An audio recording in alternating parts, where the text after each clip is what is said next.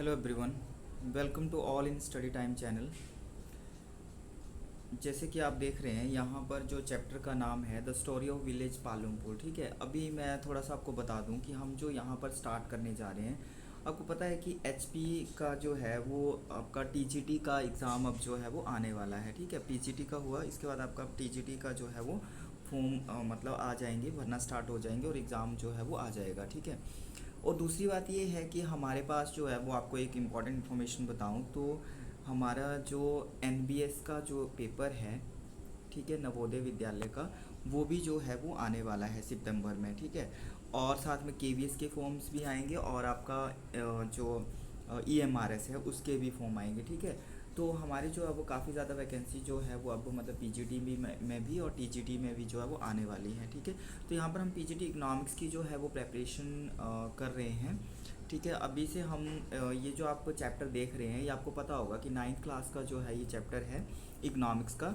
ठीक है, अब ये चैप्टर यहाँ पर मैंने एक मतलब बेस से स्टार्टिंग से लिया है। ठीक है, ये उनके लिए हैं जो कि बिगनर हैं, मतलब कि जो कि टीजीटी वगैरह जिनका इकोनॉमिक्स नहीं रहा है, और 10 to 15 क्वेश्चन, 15 to 20 मतलब इतने क्वेश्चन जो है वो टीजीटी एचपी टीजीटी में इकोनॉमिक्स से रिलेटेड जो है वो क्वेश्चंस आते हैं। ठीक है, तो कुछ ऐसी टर्म्स होती हैं इकोनॉमिक्स में, कुछ ऐसे कंसेप्ट होते हैं पर्टिकुलर जो यूज़ होते हैं, तो उनका क्या मीनिंग होता है। ठीक है, क्या चीज़ जो है वो, तो ये जस्ट बेसिक है, बेसिक से हम जो है वो इसमें स्टडी करेंगे। ठीक है, तो जनरली हम कुछ क्लासेस में 9th-10th को कवर करेंगे एंड देन +1 +2 का एनसीईआरटी जो है वो हम कंप्लीट करेंगे, क्योंकि जो हमारा पीजीटी का एनबीएस केवीएस वगैरह का रहता है लेवल ज़्यादा, मतलब मास्टर वाला तो इतना वो टच नहीं करते, बट जो हमारा एनसीईआरटी बेस होता है, ठीक है, उसी को वो ज़्यादा टच करते हैं, और उसमें ही क्वेश्चन जो है वो एनालिटिकल क्वेश्चन मतलब रीजनिंग मतलब अंडरस्टैंडिंग वाले जो क्वेश्चन है वो हमें ज़्यादा उसमें आते हैं। ठीक है, तो वो हमारा एनसीईआरटी से भी कुछ क्वेश्चन जो है वो कवर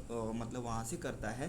साथ में हम मास्टर लेवल का भी स्टडी जो है वो हम करेंगे, और फर्स्ट पेपर जो भी हमारा रहेगा वो भी हम इसमें देखेंगे। तो जनरली जो भी नए हैं वो क्लास को मतलब जो यहाँ पर अभी फर्स्ट टाइम देख रहे हैं वो चैनल को जो है वो सब्सक्राइब कर लें, ताकि उनको जो है वो टाइम टू टाइम नोटिफिकेशंस मिलती रहे, और आपका जो टीजीटी की प्रेपरेशन कर रहे हैं एचपी की, वो भी जो है वो यहाँ पर मतलब बने रह सकते हैं, क्योंकि उनके लिए काफ़ी हेल्पफुल क्लास होने वाली है, क्योंकि ये स्टार्टिंग क्लास है। ठीक है, और जो भी 9th के बच्चे हैं जो भी अभी स्टडी कर रहे होंगे, कोई भी अगर वीडियो देख रहा होगा तो उनके लिए भी काफ़ी हेल्पफुल रहने वाली है।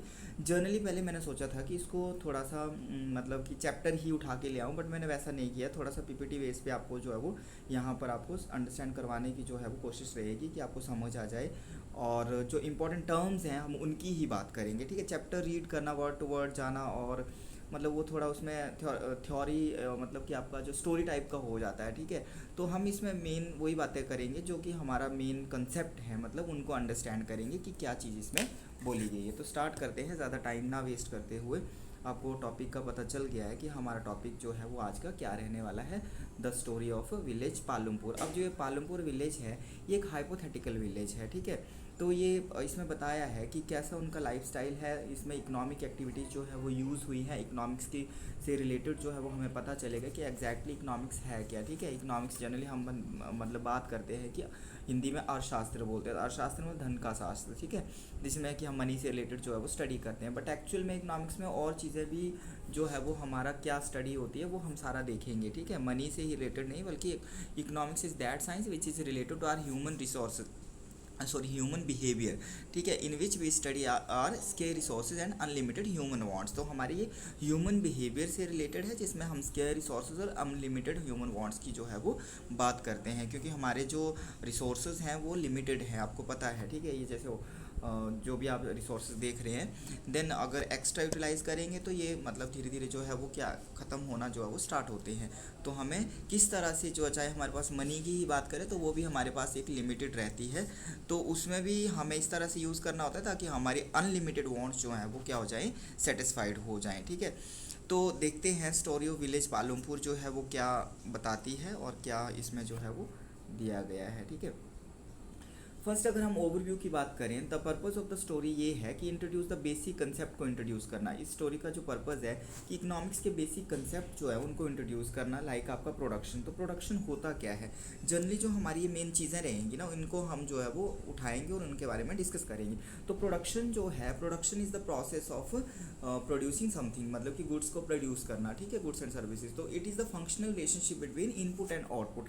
किसका रिलेशनशिप है ये, इनपुट और आउटपुट के बीच का, ठीक है, इनपुट एंड आउटपुट। इनपुट में मतलब कि आपने जो सीड्स वगैरह लगाए, और आउटपुट जो भी आपके पास प्रोडक्शन आया। तो इनपुट एंड आउटपुट का जो कॉम्बिनेशन है, that is the it is the technical relationship between input and output. ये टेक्निकल रिलेशन है कि कितना इनपुट जो है वो लगाना है, देन आउटपुट आएगा। तो जो प्रोडक्शन है उसकी बात हुई है। आगे फैक्टर ऑफ प्रोडक्शन आएंगे, वो हम डिटेल में आगे करेंगे बात।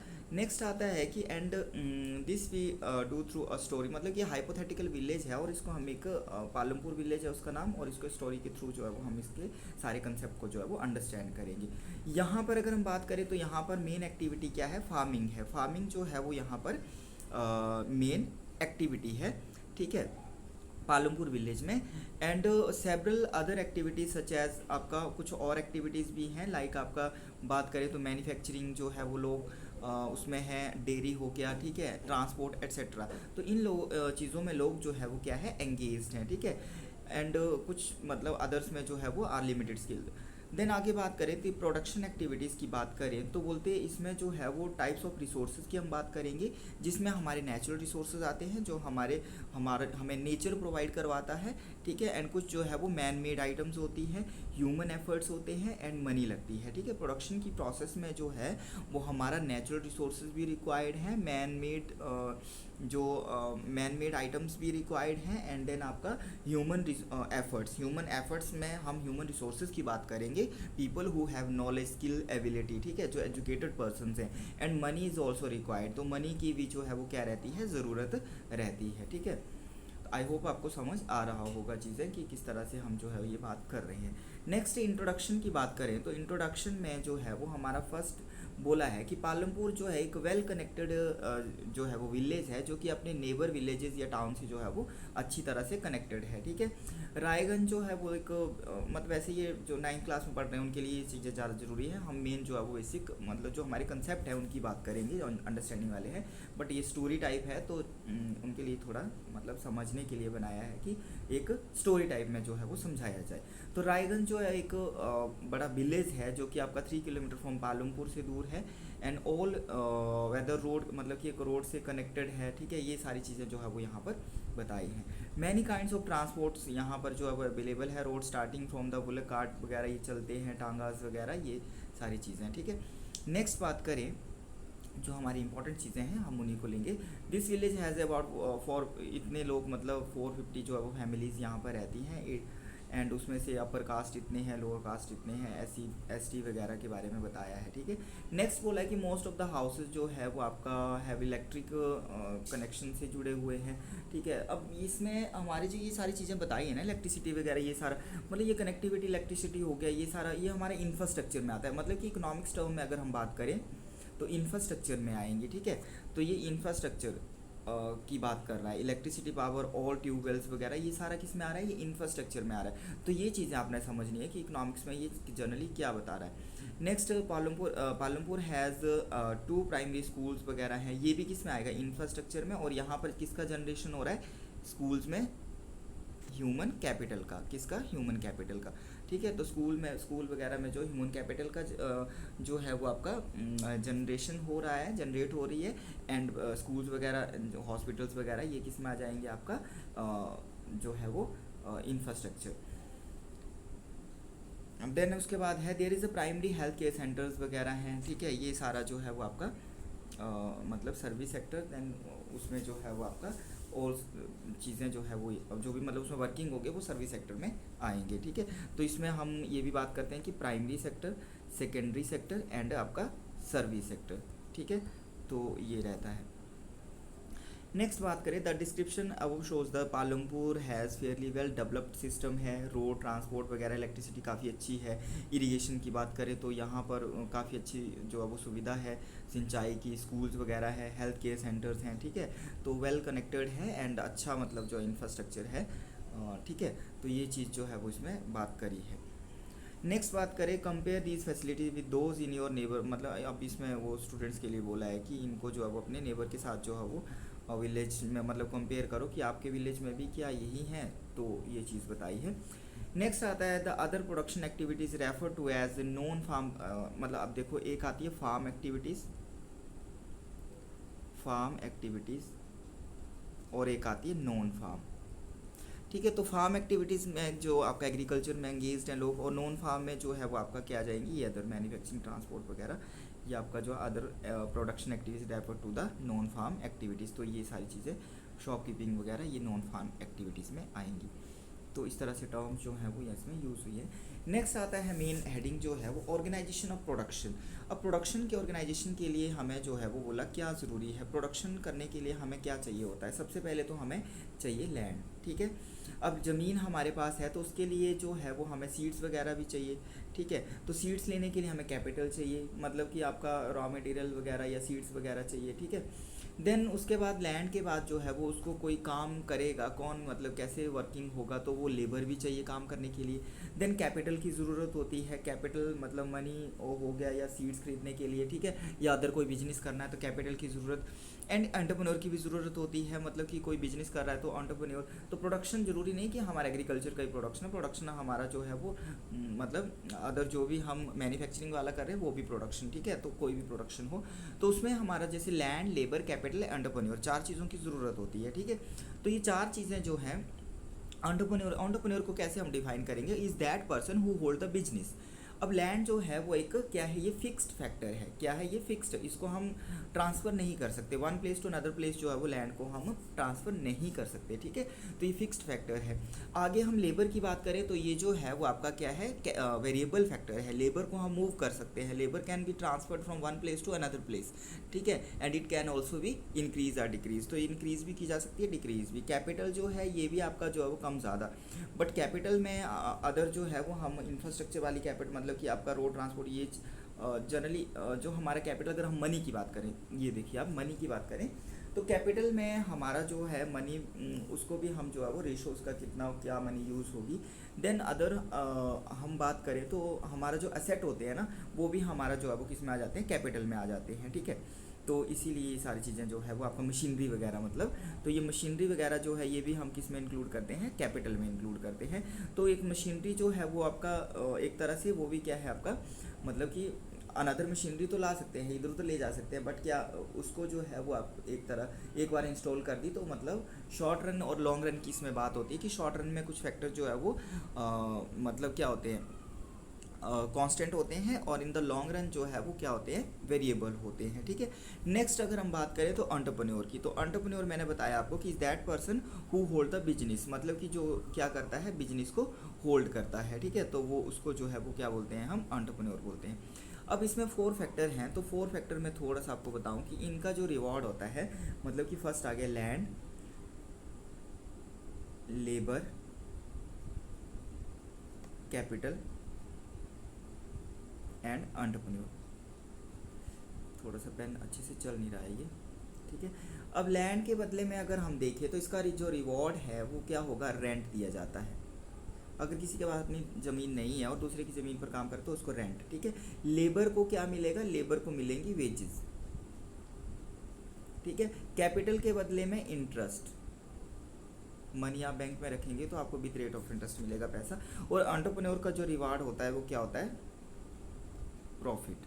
तो प्रॉफिट कमाना, मतलब कि कौन है ये एंटरप्रेन्योर, कौन है, is that person who hold the business, कि जो उस बिजनेस को जो है वो क्या कर रहा है, हैंडल कर रहा है। तो उसका मेन मोटिव क्या होगा, आप भी कोई बिजनेस करेंगे, कुछ भी करेंगे प्रोडक्शन, तो आपका मेन मोटिव क्या रहेगा कि we want to earn maximum profit, ठीक है। तो हम ज़्यादा से ज़्यादा प्रॉफिट अर्न करना चाहते हैं। तो these are the 4 factor of production, land, labour, capital and entrepreneur. Clear, I think आपको क्लियर हो गया होगा। Next is tools, machines, building can be used in production over many years and it is called आपका fixed capital जो है। क्यों इसको fixed capital बोला जाता है, क्योंकि इनको हम ज़्यादा टाइम तक जो है वो अगर अब बिल्डिंग को एक जगह से दूसरी जगह मतलब शिफ्ट नहीं कर सकते, टूल मशीनरी है उनको भी शिफ्ट करा जा सकता है, बट ये we can use for many years, मतलब हम काफ़ी सालों के लिए इसको यूज़ कर सकते हैं, तो इसी इसको हम क्या ट्रीट करते हैं, फिक्स्ड कैपिटल में आता है ये। ठीक है, तो ये टूल्स मशीनरी बिल्डिंग्स वगैरह जो है वो आपका किस में आएगा, कैपिटल में आएगा, और कैपिटल कौन सी होगी, ये फिक्स्ड कैपिटल होगी, it will be fixed capital. ठीक है, वेरिएबल जो रिसोर्सेज आएंगे वो हमारा लेबर होगा, रॉ मटेरियल होगा। ठीक है, वो रॉ मटेरियल किस में आ जाएगा, वेरिएबल में। नेक्स्ट आता है raw material and money in hand is called working. अब एक आता है वर्किंग, रॉ मटेरियल मतलब वेरिएबल में आ गया, बट वर्किंग कैपिटल की अगर हम बात करें तो वर्किंग में क्या आएगा, वर्किंग में जो भी आपका in the process of production whatever we are using, ठीक है, जो भी हम चीज़ें यूज़ कर रहे हैं that will B also in the working capital in the process of working. ठीक है, तो वर्किंग प्रोसेस में जो भी हम यूज़ कर रहे हैं, जैसे रॉ मटेरियल हो गया, मनी इन हैंड हो गया, all are these will be included in the working capital. Clear. So unlike tools machines and buildings these are used up in production. So ये आपको पता है कि ये प्रोडक्शन के लिए जो है वो यूज़ होते हैं। क्लियर। नेक्स्ट आता है आपका फिक्स्ड एसेट्स, मतलब कि आप वही चीज़ आ गई आपका फिक्स्ड एसेट्स या आपका फिक्स्ड कैपिटल। तो कैपिटल दो तरह की आ गई आपकी, एक आ गई फिक्स्ड कैपिटल और दूसरी आ गई वर्किंग कैपिटल। तो यहाँ पर आप देख सकते हैं फिक्स्ड कैपिटल और what is the difference between fixed capital and working capital. Fixed capital machinery हो गया, टूल्स वगैरह, बिल्डिंग वगैरह, तो वो किस में आ गया आपके फिक्स्ड कैपिटल में। ऐसा क्वेश्चन आ जाता है कि फिक्स्ड कैपिटल में क्या क्या चीज़ें आएंगी, तो ये टीजीटी वगैरह में इस तरह का सिंपल क्वेश्चन जो अब पूछे जाते हैं, बट जिनका बैकग्राउंड नहीं होता है या नहीं, तो फिर कई बार मतलब हम नहीं समझ पाते हैं ना, जो चीज़ हमने नहीं पढ़ी है, 9th में जिसने पढ़ा होगा वो अभी तक थोड़ी उसको जो है वो थोड़ा ज़रूरी नहीं कि याद रह गया हो। ठीक है, भूल जाती है चीज़ें। तो इस तरह से जो है वो काफ़ी कंसेप्ट जो है जो कि आपका टीजीटी में पूछे जाते हैं। नेक्स्ट आता है कि working capital. What is the working capital, अभी बताया मैंने कि आपका जो भी वर्किंग यूज़ हो रहा है, ठीक है, रॉ मटेरियल या money in hand whatever we are using in the process of production that will be the working capital. So यहाँ पर आप देख सकते हैं इस तरह से अगर यूज़ करें तो हम वर्किंग कैपिटल वो होगा। सो द नेक्स्ट इज एक और चीज़ आती है आपका ह्यूमन कैपिटल। ठीक है, कैपिटल हमारे वैसे काफ़ी टाइप की होती है, नेचुरल कैपिटल हो गया, ह्यूमन कैपिटल हो गया, वर्किंग कैपिटल हो गया, फिक्स्ड कैपिटल हो गया, वेरिएबल कैपिटल हो गया, देन सोशल कैपिटल हो गया। ठीक है, all these are the types of capital. ठीक है, तो यहाँ पर हमारे जो इकोनॉमिक्स में यूज़ होने वाली चीज़ें हैं, main this is the important. ठीक है, ये ह्यूमन कैपिटल जो है it is very very important. यहाँ से भी ऐसे इस तरह से क्वेश्चन आ सकता है कि ह्यूमन कैपिटल में होगा क्या, वो can be included in the human capital, कौन जो है वो इसमें इंक्लूड होगा। ठीक है, तो कौन से लोग जो है वो इंक्लूड किए जाएंगे, तो ह्यूमन कैपिटल में जो है वो कौन से लोग होंगे, those who have skill, knowledge, abilities, ठीक है, educated person, trained person, experienced person, ठीक है, judgement, wisdom, creativity, who have creativity.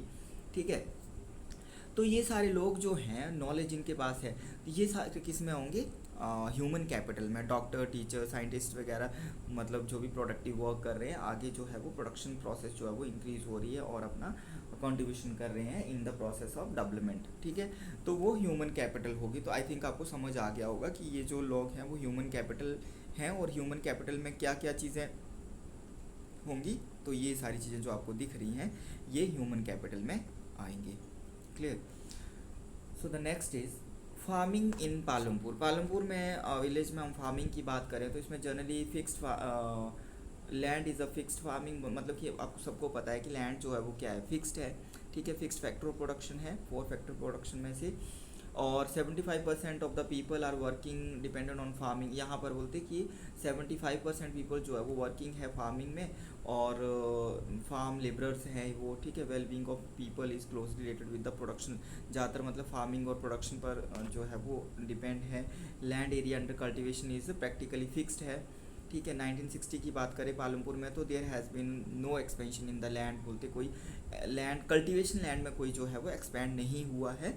ठीक है, and waste land in the village had been converted into the cultivated land, जो है बोलते bye then some कुछ थोड़ी बहुत मतलब वेस्ट लैंड जो है वो कल्टिवेटेड लैंड में कन्वर्टेड की गई है। तो ये सारी चीज़ें जो है वो जनरली एक तरह से थोड़ा सा बताया है ये कि क्या क्या वहाँ पर हुआ है। नेक्स्ट हेडिंग की बात करें तो is there a way one can grow more from the same land, कि कैसे जो है वो सेम पीस ऑफ लैंड के ऊपर जो है वो कैसे ज़्यादा ग्रो किया जा सकता है। ठीक है, तो यहाँ पर हम कुछ क्रॉप्स की बात करेंगे।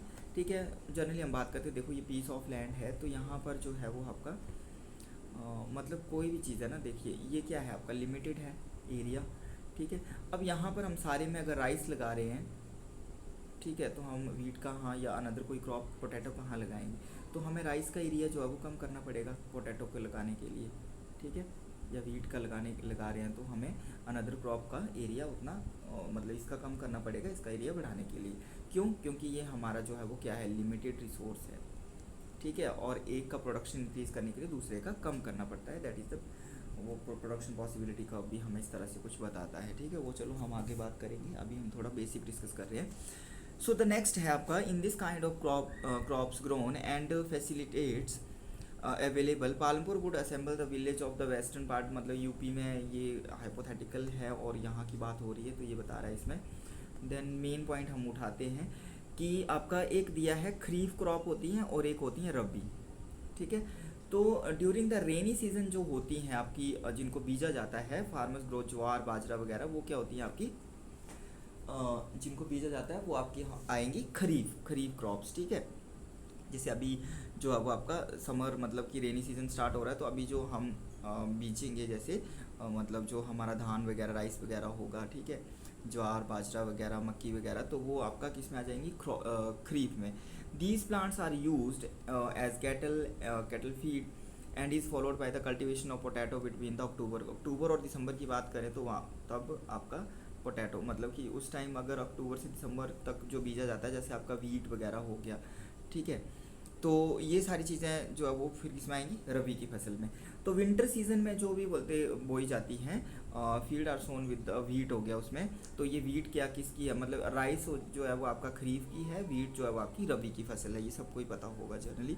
तो वीट प्रोड्यूस फार्मर की enough wheat for the family consumption and sell the surplus wheat in the market, Raiganj वहाँ पर ये सेल करते हैं, ठीक है। तो मेन इसमें यही है कि आपका खरीफ की फसलें कौन सी होती है और रबी की फसल जो है वो कौन सी होती है। एक आता है मल्टीपल क्रॉपिंग की, मतलब मोर देन वन क्रॉप जो है या टू क्रॉप जो है वो ग्रो करना, ठीक है, नॉट मोनो क्रॉपिंग, मतलब सिंगल क्रॉप नहीं बल्कि ज़्यादा क्रॉपिंग, कि यहाँ कुछ उगा रहे हैं इस तरह से, तो डिफरेंट क्रॉपिंग जो है वो करना। नेक्स्ट आता है इसमें एक ग्रीन रेवोल्यूशन का जो है वो डिस्कशन हुई है। तो green revolution it was started in मतलब 66-67 में जो है ये MS स्वामीनाथन जो थे, कौन, MS स्वामीनाथन या इंडिया में लेके आए थे। ऑल ओवरऑल वर्ल्ड की बात करें तो नॉर्मन ईवर लोग हैं, ठीक है, तो याद रखना है आपने, Norman ईवर overall the world and MS Swaminathan जो है वो इंडिया में उनको श्रेय जाता है ग्रीन रेवोल्यूशन लाने का, ठीक है। क्या था ग्रीन रेवोल्यूशन दैट टाइम जो था वो क्या किया गया कि आपका हाइडिंग variety of seeds, chemical fertiliser वगैरह इस तरह से उसका यूज़ किया गया, एंड देन जो as compare to previous year जो था वो एग्रीकल्चर प्रोडक्शन वॉज इंक्रीज्ड, तो ये एग्रीकल्चर प्रोडक्शन जो था वो काफ़ी इंक्रीज़ हुआ था। तो जनरली स्टेट की बात करें तो farmers of Punjab, Haryana and western UP में इसका ज़्यादा जो था वो इन्फ्लुएंस देखा गया, ठीक है। एंड मॉडर्न फार्मिंग मेथड थे ये, और जिसके थ्रू जो था वो प्रोडक्शन एंड प्रोडक्टिविटी में काफ़ी जो था वो इंक्रीमेंट हुआ था। कुछ मेरिट डिमेरिट्स जो थे वो भी रहे थे। मेरिट्स में यही था कि आपका काफ़ी प्रोडक्शन इंक्रीज़ हुआ, फूड सिक्योरिटी बढ़ी वगैरह, और डिमेरिट में ये है कि थोड़ा सा सॉइल फर्टिलिटी वगैरह उसमें मतलब लॉस वगैरह इस तरह की बात, हम मतलब केमिकल वगैरह यूज़ करेंगे तो उससे जो है वो मतलब उसमें जो उसकी गुणवत्ता जो है वो थोड़ा सा कम हो जाती है, ठीक है, तो उसका थोड़ा सा लॉस रहता है। तो केमिकल वगैरह से फूड भी थोड़ा, केमिकल फूड भी अच्छा नहीं होता है। तो ये सारा मतलब आप इस तरह से जनरली जो है वो याद रखने वाली चीज़ें ये है कि 1966-67 में और हाइडिंग वैरायटी ऑफ सीड्स था, केमिकल फर्टिलाइज़र वगैरह ये यूज़ किया गया था, अदर पेस्टिसाइड इंसेक्टिसाइड वगैरह जो थे वो पेस्टिसाइड वगैरह यूज़ किए गए, तो ऑल दीज थिंग्स, ठीक है। उसके बाद अगर हम बात करें तो विल द लैंड सस्टेन, ठीक है, तो इसमें क्या दिया है कि कैसे सस्टेन करेंगे। तो ये आपका land being a natural, but land जो है वो हमारा नेचुरल रिसोर्स। आप देखो ग्रीन रेवोल्यूशन की ये बात करें तो उसमें भी मतलब कि जो डिस्ट्रॉयड सॉइल की फर्टिलिटी जो है वो मतलब डिस्ट्रॉयड हो रही है, ठीक है। अगर मतलब उसमें जो है वो गुणवत्ता उसकी कम हो रही है तो उसको कैसे जो है वो सही रखना है, तो हमें जो है वो आपका एक तरह से नेचुरल की तरफ जो है वो शिफ्ट होना पड़ेगा, ठीक है। तो इसमें आता है land being a natural, land जो है वो आपका नेचुरल रिसोर्स है। It is necessary to be very careful in its use, मतलब कि कैसे यूज़ करना है। Scientific reports indicate that the modern farming methods have जो है वो over use the natural resource base. अब जो मॉडर्न फार्मिंग मेथड्स होते हैं वो क्या करते हैं, ओवर यूज़ करते हैं नेचुरल रिसोर्सेज का, ठीक है, जिससे जो है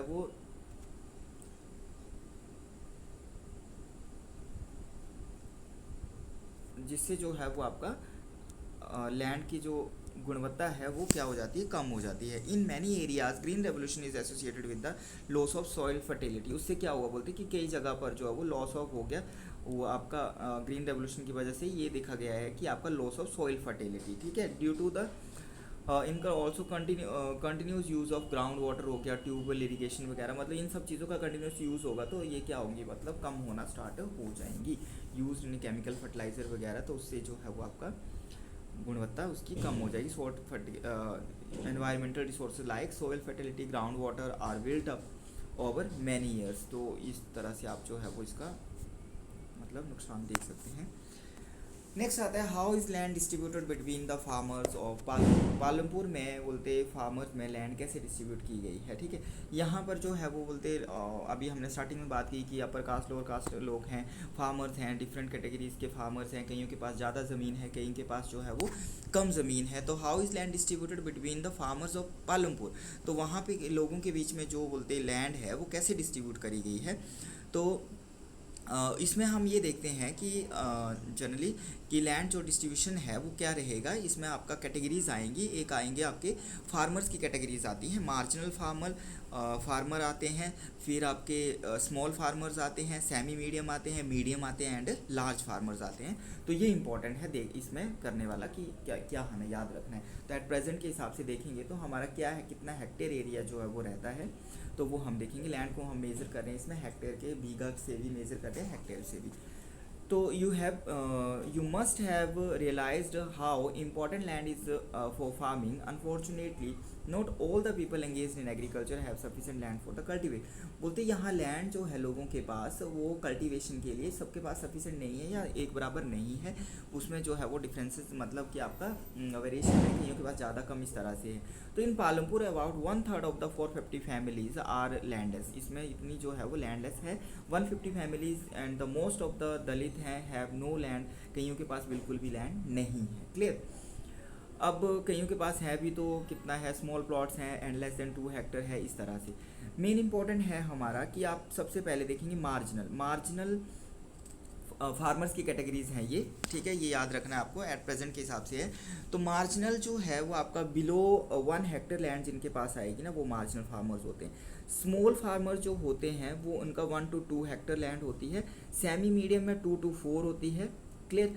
एंड द मीडियम फार्मर जो आएंगे वो 4 to 10 हेक्टर जिनके पास होगी, और उसके बाद आएंगे लार्ज फार्मर में जो है वो आपका ग्रेटर देन 10, अब 10 जो होगा वो आपके लार्ज फार्मर्स होंगे, तो ये याद रखना। नेक्स्ट है आपका, हम इसको ना 2 पार्ट्स में करेंगे, तो जनरली आज हम जो है वो इतना ही करेंगे। एंड नेक्स्ट वाला जो है वो हम सेकेंड हाफ आवर की क्लास होगी है वैसे, तो एक और हम हाफ आवर की क्लास जो है वो कर लेंगे, जिसमें कि हम जो है वो इस स्टोरी को जो है वो कंप्लीट कर लेंगे। जो हमारा स्टोरी ऑफ विलेज पालमपुर है, इस चैप्टर को हम कंप्लीट करेंगे। आई होप जो है ये आपको अच्छा लगा होगा, और थोड़ा सा कमेंट या आपका मतलब हम देखे जो है वो लाइकिंग से जो है वो पता चलेगा कि आपको अच्छा लगी है क्लास या नहीं लगी है। अगर अच्छी लगी हो तो प्लीज़ लाइक कर दें, ताकि आगे जो है वो मैं इससे और अच्छे से जो है वो पीपीटी बना के और अच्छे से आपको समझाने की ट्राई करूं, और अच्छे से क्लास जो है वो आपके सामने प्रेजेंट करूं और लेके आऊं, ठीक है।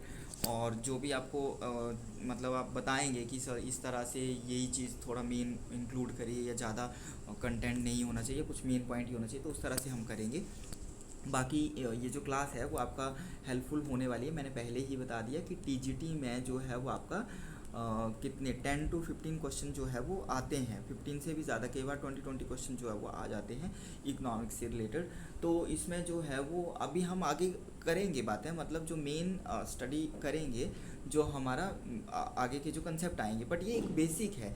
बेसिक मैंने 9th वाला चैप्टर इसीलिए लिया, पहले भी बताया मैंने आपको कि आपका बेस है, स्टार्टिंग से जो है वो आपको पता चलेगा। ये उनके लिए है जिनका बैकग्राउंड मतलब कि जिन्होंने नहीं पढ़ा है इकोनॉमिक्स, मतलब 9th 10th में ही पढ़ा है, उसके बाद नहीं लिया था, तो उनके लिए मेन ये है कि उनको थोड़ा मतलब जनरली पता चल जाएगा बेसिक कि जो है वो क्या क्या चीज़ें इसमें यूज़ होंगी, और आगे उनको अंडरस्टैंडिंग के लिए जो है वो इजी रहेगा। तो हम 9th 10th कंप्लीट करेंगे, देन उसके बाद 11th 12th, और पीजीडी के लिए जो है वो आपको पता ही है, साथ में जो है वो हम मास्टर लेवल का सिलेबस करेंगे। फर्स्ट पेपर भी जो है वो हम साथ में यहाँ पर लेके आएंगे। आई होप आपको क्लास जो है वो अच्छी लगी होगी। जो भी चैनल पे नए हैं वो चैनल को जो है वो सब्सक्राइब कर लेंगे, और इसी तरह से जो है वो हमारे साथ जो है वो आप स्टडी में बने रहेंगे, ताकि जो है वो आपका अच्छे से जो है वो प्रिपरेशन होता रहे। क्लियर।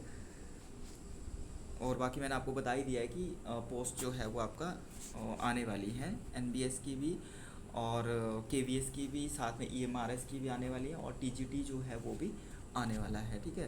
तो एचपी स्पेशल टीजीटी की बात करें तो उसमें थोड़ा सा आपको पता ही है कि पेपर थोड़ा पीजीटी की तरह जो है वो भी हाई लेवल रहता है, तो हमें उसी तरह की तैयारी जो है वो करनी होगी। बाकी ज़्यादा ना बातें करते हुए, thanks for watching, thank you.